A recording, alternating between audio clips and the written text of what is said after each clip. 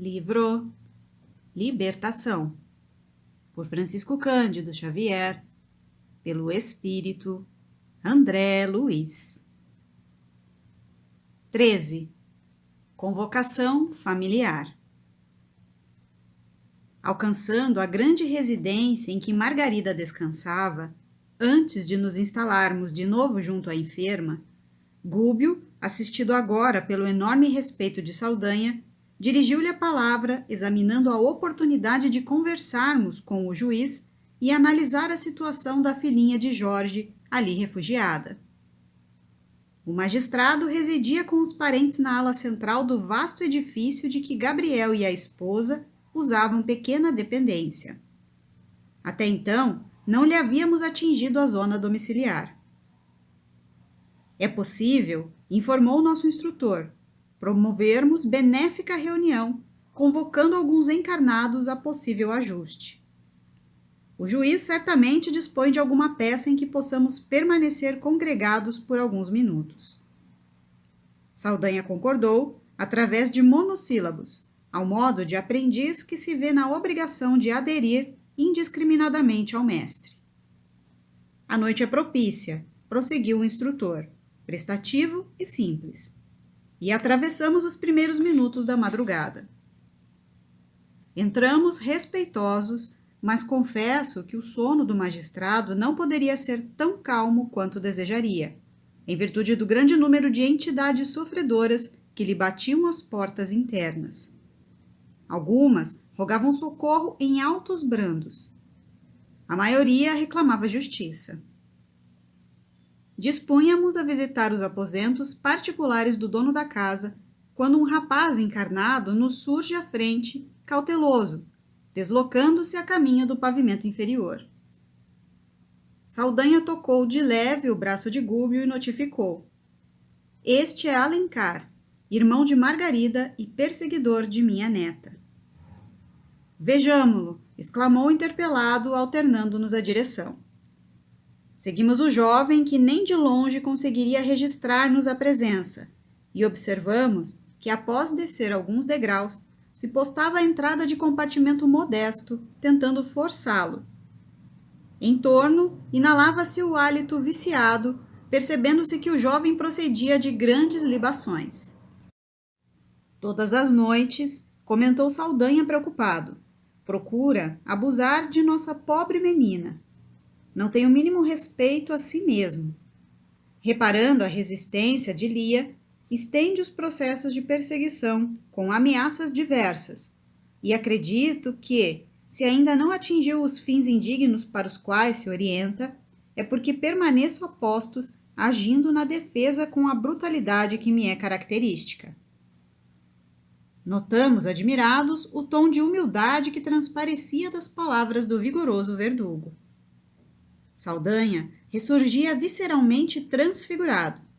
A consideração que dispensava a Gúbio dava-nos conhecimento da súbita transformação que nele se operara.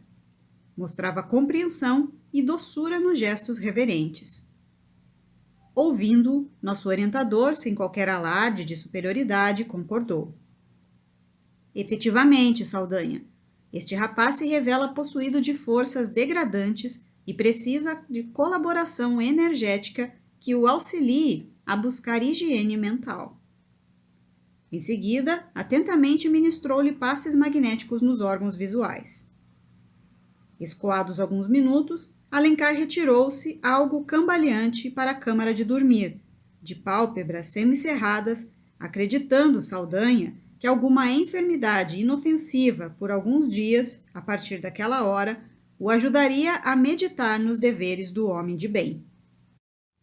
O obsidente de Margarida demonstrava indisfarçável contentamento. Logo após, em companhia de nosso devotado orientador, passamos ao apartamento privado do juiz. O magistrado se mantinha de corpo repousado sobre o colchão macio, mostrando, contudo, a mente inquieta e flagelada. Permitiu Gúbio que eu lhe tocasse a fronte, auscultando-lhe os pensamentos mais profundos. Naquela hora avançada da noite, o encanecido cavalheiro meditava: onde estariam centralizados os supremos interesses da vida, onde a ambicionada paz espiritual que não conquistara em mais de meio século de experiência ativa na Terra. Porque arquivava no coração os mesmos sonhos e necessidades do homem de 15 anos, quando ultrapassara já os 60. Crescera, estudara, casara-se. Todas as lutas, no fundo, não lhe haviam modificado a personalidade. Conquistar os títulos que assinalam no mundo os sacerdotes do direito, e por centenas de vezes envergara a toga para julgar processos difíceis. Proferira sentenças inúmeras e tivera nas mãos, sobre o próprio desígnio, a destinação de muitos lares e de coletividades inteiras. Recebera homenagens de pobres e ricos, grandes e pequenos, no transcurso da viagem pelo encapelado mar da experiência terrestre em face da posição que desfrutava no ataviado barco do tribunal. Respondera a milhares de consultas em casos de harmonia social, mas na vida íntima, singular deserto lhe povoava a alma toda. Sentia sede de fraternidade com os homens, todavia, a posse do ouro e a eminência na atividade pública impunham-lhe grandes obstáculos para ler a verdade na máscara dos semelhantes. Experimentava intraduzível fome de Deus. No entanto, os dogmas das religiões sectárias e as discórdias entre elas afastavam-lhe o espírito de qualquer acordo com a fé atuante no mundo. Por outro lado, a ciência comum, negativista e impenitente, ressecara-lhe o coração. Toda a existência se resumiria a simples fenômenos mecânicos dentro da natureza? Adotada essa hipótese, toda a vida humana seria tão importante como a bolha de água desfazer-se no vento. Sentia-se dilacerado, oprimido, exausto. Ele, que esclarecera a muitos quanto às mais elevadas normas de conduta pessoal, como elucidaria agora a si mesmo? Defrontado pelos primeiros sintomas da velhice do corpo de carne, reagia magoado contra a extinção gradual das energias orgânicas. Porque as rugas do rosto, o alvejar dos cabelos, o enfraquecimento da visão e o empobrecimento do celeiro vital, se a mocidade lhe vibrava na mente ansiosa por renovação. Seria a morte simplesmente a noite sem alvorada? Que misterioso poder dispunha, assim, da vida humana, conduzindo-a a objetivos inesperados e ocultos? Retirei a destra, percebendo que o respeitável funcionário tinha os olhos úmidos. Aproximou-se Gúbio e colocou-lhe as mãos sobre a fronte, comunicando-nos que prepará-lo-ia para a conversação próxima, dirigindo-lhe a intuição para as reminiscências do processo em que Jorge fora implicado. Daí a instantes, notei que os olhos do juiz exibiam modificada expressão. Dir-se-ia contemplarem cenas distanciadas, com indizível tortura. Mostravam-se angustiados, doridos. O instrutor recomendou-me tornar à auscultação psíquica e voltei a pousar a mão direita sobre o cérebro dele. Com as minhas percepções gerais, algo desenvolvidas, ouvi-lhe os pensamentos novos. Por que razão se detinha, meditava o pai de Margarida, naquele processo liquidado, a seu ver, desde muito, ferindo o próprio coração. Anos haviam transcorrido sobre o crime obscuro. Entretanto, o assunto lhe revivia na cabeça, qual se a memória lhe impusesse tirânica e desapiedada, por disco de estranho padecimento moral. Que motivos o levavam a rememorar semelhante peça judiciária com tanta força? Via Jorge, mentalmente, esquecido no abismo da inconsciência, e lembrava-lhe as palavras veementes, afirmando inocência. Não conseguia explicar por que fortes razões lhe recolhera a filha, introduzindo-a no próprio lar.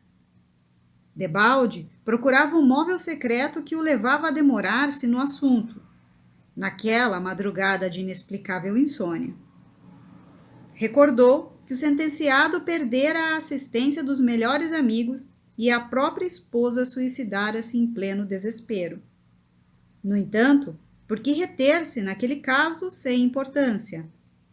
Ele, o juiz, chamado a processos incontáveis, apreciara enigmas muito mais intricados e importantes.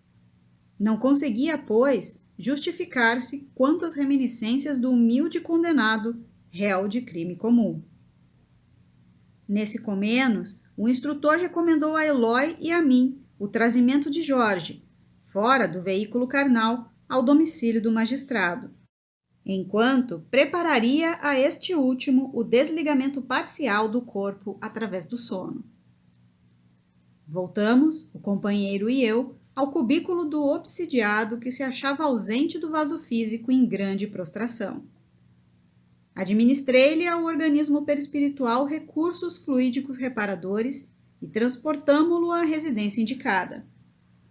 A essa altura, o dono da casa e a neta de Saldanha, provisoriamente libertos das teias fisiológicas, já se encontravam ao lado de Gúbio, que recebeu Jorge com desvelado carinho, e unindo os três, como que identificando-os a uma corrente magnética de forte expressão, emprestou-lhes forçosamente por intermédio de operações fluídicas, para que ouvissem acordados em espírito tanto quanto possível. Notei, então, que o despertamento não era análogo para os três. Variava de acordo com a posição evolutiva e condições mentais de cada um. O magistrado era mais lúcido pela agilidade de raciocínios. A jovem Lia colocava-se em segundo lugar pelas singulares qualidades de inteligência. Situava-se Jorge em posição inferior, em face do esgotamento em que se encontrava. Vendo-se à frente do antigo réu e da filha, que identificou de pronto, o categorizado expoente da justiça perguntou a esmo, absorvido de insofreável espanto: Onde estamos? Onde estamos? Nenhum de nós se atreveu à resposta. Gúbio, no entanto, orava em silêncio, e quando formosa luz se lhe irradiou do tórax e do cérebro, dando-nos a entender que o sentimento e a razão se achavam nele irmanados em claridade celeste, exclamou para o assombrado interlocutor, tocando-lhe afavelmente os ombros: Juiz, o lar do mundo não é tão somente um asilo de corpos que o tempo transformará. É igualmente o ninho das almas, onde o espírito pode entender-se com o espírito quando o sono sela os lábios da carne, suscetíveis de mentir. Congregamo-nos em teu próprio abrigo para uma audiência com a realidade. O chefe daquele santuário doméstico escutava perplexo. O homem encarnado na terra, continuou Gúbio empolgante, é uma alma eterna usando um corpo perecível. Alma que procede de milenários caminhos para a integração com a verdade divina, à maneira do seixo que desce, rolando nos séculos, do cimo do monte para o seio recôndito do mar. Somos todos atores do drama sublime da evolução universal, através do amor e da dor. Indébita é a nossa interferência nos destinos uns dos outros, quando nossos pés trilham retos caminhos. Todavia, se nos desviamos da rota adequada, é razoável o apelo do amor para que a dor diminua. O magistrado ligou os conceitos ouvidos à presença de Jorge na sala e inquiriu aflito: Apelam porventura em favor deste condenado? Sim, respondeu nosso instrutor sem hesitar. Não acreditas que esta vítima, aparente de inconfessável erro judiciário, já tenha esgotado o cálice do martírio oculto? O caso dele, porém, permanece liquidado. Não, juiz, nenhum de nós chegou ao fim dos processos redentores que nos dizem respeito. Não seria Jorge, acusado penitente, o único sentenciado indigno de uma pausa nas dores da remissão. O interlocutor arregalou os olhos, mostrando certo orgulho ferido, e retorquiu, quase sarcástico. Mas eu fui o juiz da causa. Consultei os códigos necessários antes de emitir a sentença. O crime foi averiguado. Os laudos periciais e as testemunhas condenaram o réu. Não posso, em sã consciência, aceitar intromissões, mesmo tardias, sem argumentação ponderosa e cabível. Gúbio contemplou-o, compadecidamente considerou. Compreendo-te a negativa. Os fluidos da carne tecem um véu pesado demais para ser facilmente rompido pelos que não se afeiçoam, ainda, diariamente, ao contato da espiritualidade superior. Invocas a tua condição de sacerdote da lei para esmagares o destino de um trabalhador que já perdeu tudo quanto possuía, a fim de que resgatasse intensivamente os erros do passado distante. Referes-te ao título que a convenção humana te conferiu, certamente atendendo a injunções do poder divino. Entretanto, não me pareces amoldado aos sublimes fundamentos da tua elevada missão no mundo, porquanto o homem que aceitou a mordomia no quadro dos bens materiais ou espirituais do planeta nunca alardeia superioridade quando consciente das obrigações que lhe cabem, por entender, na administração fiel, um caminho de aprimoramento, mesmo através de extremo sofrimento moral. Distribuir amor e justiça simultaneamente na atualidade da Terra, em que a maioria das criaturas menosprezam semelhantes dádivas, é crivar-se de dores. Admites que o homem viverá sem contas, ainda mesmo aquele que se supõe capacitado para julgar o próximo, em definitivo? Acreditas haja o teu raciocínio acertado em todos os enigmas da senda? Terás agido imparcialmente em todas as decisões? Não creias. O justo juiz foi crucificado num madeiro de linhas retas por devotar-se no mundo à extrema retidão.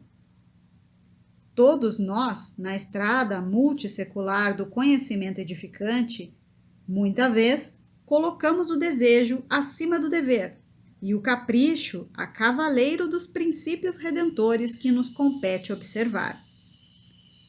Em quantas ocasiões já te inclinou o mandato a contrafações da política desintegrante dos homens, ávidos de transitório poder? Em quantos processos permitiste que os teus sentimentos se turvassem no personalismo delinquente? O homem, em cuja presença identificava Saldanha perigoso inimigo, revelava-se infinitamente confundido. Palidez cadavérica lhe cobria o semblante, sobre o qual grossas lágrimas principiaram a correr.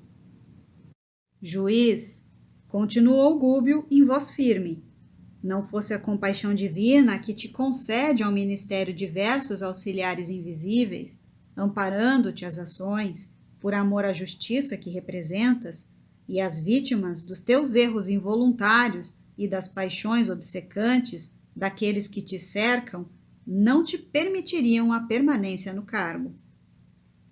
Teu palácio residencial mostra-se repleto de sombras. Muitos homens e mulheres, dos que já sentenciastes em mais de 20 anos nas lides do direito, arrebatados pela morte, não conseguiram seguir adiante, colados que se acham aos efeitos de tuas decisões e demoram-se em tua própria casa, aguardando-te explicações oportunas.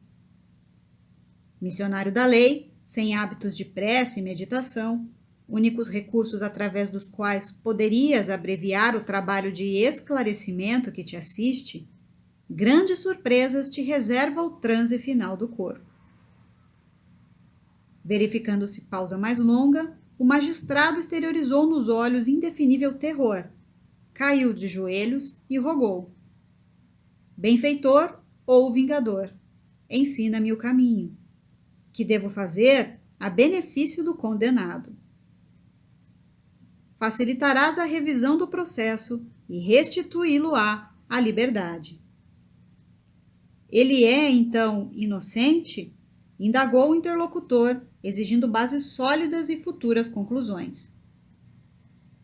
Ninguém sofre sem necessidade à frente da justiça celeste, e tão grande a harmonia rege o universo que os nossos próprios males se transubstanciam em bênçãos. Explicaremos tudo. E dando-nos a perceber que precisava gravar na mente do juiz quanto se lhe pedia da ação providencial, continuou. Não te circunscreverás à mencionada medida. Amparar-lhe-ás a filha, hoje internada por favor em tua casa, em estabelecimento condigno, onde possa receber a necessária educação. Mas, interveio o jurista, esta menina não é minha filha. Não serias, entretanto, convocado por nós a semelhante encargo, se não pudesses recebê-lo. Crês, porém, que o dinheiro em disponibilidade deva satisfazer tão somente as exigências daqueles que se reuniram a nós, dentro dos laços consanguíneos? Liberta o coração, meu amigo. Respira em mais alto clima. Aprende a semear amor no chão em que pisas. Quanto mais eminentemente colocada na experiência humana, mais intensivo pode tornar-se o esforço da criatura na própria elevação. Na Terra, a justiça abre tribunais para examinar o crime em seus aspectos variados, especializando-se na identificação do mal. Todavia, no céu, a harmonia descerra santuários, apreciando-nos a bondade e a virtude, consagrando-se à exaltação do bem na totalidade dos seus ângulos divinos. Enquanto é tempo, faze de Jorge um amigo e da filha dele uma companheira de luta que te afague, um dia, os cabelos brancos e te ofereça mais tarde, à luz da prece, quando teu espírito for compelido a transpor o escuro portal do túmulo. O juiz em pranto interrogou. Como agir, porém? Amanhã, informou o instrutor, calmo e persuasivo, te erguerás do leito sem a lembrança integral do nosso entendimento de agora, porque o cérebro de carne é um instrumento delicado, incapaz de suportar a carga de duas vidas. Mas ideias novas surgir-te-ão formosas e claras, com respeito ao bem que necessitas praticar. A intuição, contudo, que é o disco milagroso da consciência, funcionará livremente, retransmitindo-te as sugestões desta hora de luz e paz, qual canteiro de bênçãos, ofertando-te flores perfumosas e espontâneas. Chegado esse momento, não permitas que o cálculo te abafe o impulso das boas obras. No coração hesitante, o raciocínio vulgar luta contra o sentimento renovador, turvando-lhe a corrente límpida com o receio de ingratidão ou com ruinosa obediência aos preconceitos estabelecidos.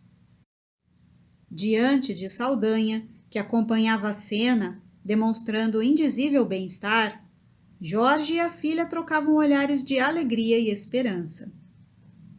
O magistrado contemplou-os pensativo, notando-se-lhe o propósito de endereçar ao nosso instrutor novas interpelações. Dominado, no entanto, pelas emoções do minuto, calou-se resignado e humilde. Gúbio, entretanto, percrustando-lhe os pensamentos, tocou-lhe a fronte de leve com ambas as mãos e falou com voz firme. Gostarias que me expressasse a respeito da culpabilidade do réu, a fim de que a tua consciência de julgador consolide certos pontos de vista, já esposados no processo a que nos reportamos. Em verdade, quanto ao delito de que é presentemente acusado, Jorge tem as mãos limpas. Entretanto, a existência humana é como o precioso tecido de que os olhos mortais apenas enxergam o lado avesso. Nos sofrimentos de hoje, solvemos os débitos de ontem. Com isso, não desejamos dizer que nossas falhas, muita vez oriundas da ociosidade ou da impenitência de agora, gerando resultados ruinosos para nós mesmos e para outrem, sejam recursos providenciais ao pagamento de alheias dívidas, porque assim consagraríamos a fatalidade por soberana do mundo, quando, em todas as horas, criamos causas e consequências com os nossos atos cotidianos. As entidades que pranteiam às tuas portas não choram sem razão, e, mais dia menos dia, a toga que envergas temporariamente acertará contas com todos aqueles que em torno dela se lastimam. Jorge, porém, que aqui não se encontra em reclamações, e sim trazido por nós para benéfico entendimento, liberou certa parte do pretérito doloroso. Gúbio, a essa altura, fez grande pausa em suas elucidações, fixou o interlocutor mais profundamente e prosseguiu com grave entono. Juiz, pessoas e sucessos que nos afetam a consciência de maneira particular não constituem objeto vulgar na marcha reveladora da vida. Por agora, trazes a mente subjugada pelo choque biológico do retorno à carne e não poderias seguir-nos na exumação do passado recente. Já te auscultei, no entanto, os arquivos mentais e vejo os quadros que o tempo não destrói. No século findo, guardavas o título de posse sobre extensa faixa de terra e orgulhavas-te da posição de senhor de dezenas de escravos, que, em maioria reencarnados, atualmente te integram a falange de colaboradores nos trabalhos comuns a que te sentes constrangido pela máquina funcional. A todos eles deves assistência e carinho, auxílio e compreensão. Nem todos os servos do passado, porém, se confundem no mesmo naipe de relações com o teu espírito. Alguns se salientaram no drama que viveste e volvem ao teu caminho, impressionando-te o coração. Jorge de hoje era ontem teu escravo, embora nascesse quase sobre o mesmo teto que te assinalou os primeiros vagidos. Era teu servidor perante os códigos terrestres e irmão consanguíneo ante as divinas leis, não obstante afagado por outra mãe. Nunca lhe perdoaste semelhante aproximação, considerada em tua casa por alvitante ultraje ao nome familiar. Chegados ambos à tarefa da paternidade, teu filho de ontem e de hoje lhe transviou a filha do pretérito e de agora, e, quando semelhante amargura sobreveio, com escárnio supremo para um lar cativo e triste, determinaste medidas condenáveis que culminaram no insofreável desespero de Jorge em outros tempos, o qual, desarvorado e semilouco, não somente roubou a vida ao corpo de teu filho, que lhe invadira o santuário doméstico, mas também a própria existência, suicidando-se em dramáticas circunstâncias. Todavia, nem a dor nem a morte apagam as aflições da responsabilidade que só o regresso à oportunidade de reconciliação consegue remediar. E aqui te encontras, de novo, diante do condenado, junto do qual sempre te inclinaste à antipatia gratuita, e ao lado da jovem, a quem prometeste amparar por filha muito querida ao coração. Trabalha, meu amigo, vale-te dos anos, porque Alencar e tua pupila serão atraídos à bênção do matrimônio. Age enquanto podes, todo bem praticado felicitará a ti mesmo, porquanto outro caminho para Deus não existe fora do entendimento construtivo, da bondade ativa, do perdão redentor.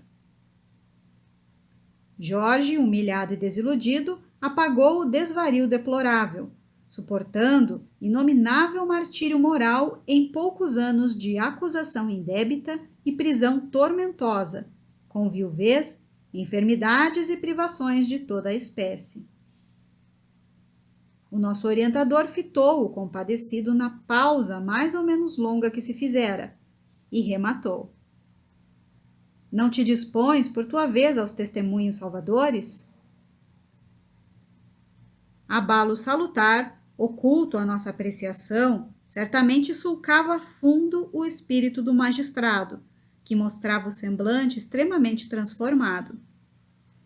Vimo-lo levantar-se em lágrimas, cambaleante.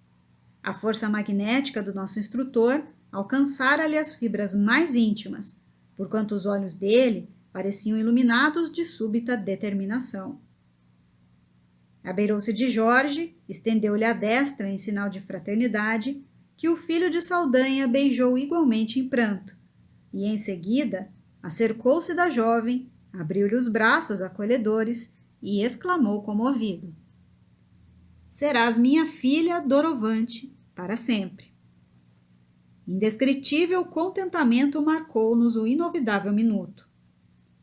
Gúbio ajudou-os a partir na direção do interior doméstico, e quando nos dispunhamos a reconduzir Jorge ao presídio de cura, onde o corpo em repouso o esperava, Saldanha, plenamente modificado por uma alegria misteriosa que lhe refundia as expressões fisionômicas, avançou para nosso instrutor e, tentando oscular-lhe as mãos, murmurou: nunca pensei em encontrar noite tão gloriosa quanto esta. Ia desmanchar-se em palavras de reconhecimento, mas Gúbio, com naturalidade, obrigou-o a reajustar-se, acrescentando: Saldanha, nenhum júbilo, depois do amor de Deus. É tão grande quanto aquele que recolhemos no amor espontâneo de um amigo. Semelhante alegria, neste momento, é nossa, porque te sentimos a amizade nobre e sincera no coração. E um abraço de carinhosa fraternidade coroou a tocante e inesquecível cena.